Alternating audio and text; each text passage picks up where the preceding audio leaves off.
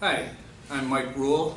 I'm the manager of Postal Affairs at Tobe Direct. In designing mail pieces, there's some key factors that you need to keep in mind and pay attention to because they can result in higher postage rates and postage penalties.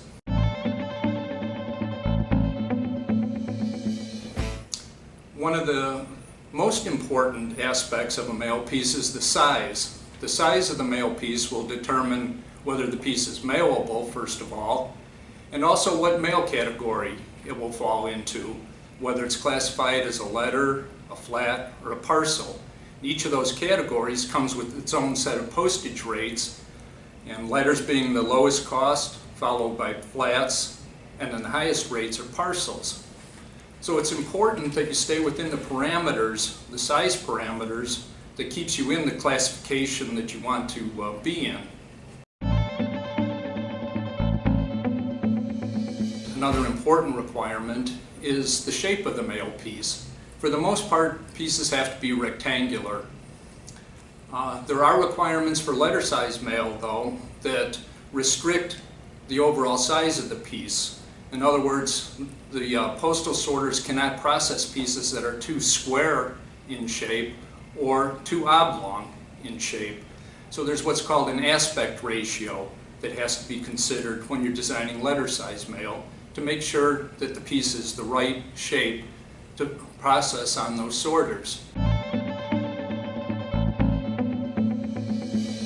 Weight is another determinant of postage. In each postage classification, there are thresholds that determine what the postage rate will be.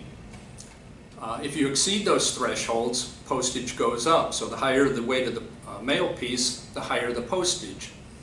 So it's important to take things into consideration like paper stock and inserts when you're planning your mail piece to make certain that you don't exceed one of those thresholds, or at least not knowingly exceed one of those thresholds and result in higher postage payment. Another key factor is the actual design of the mail piece.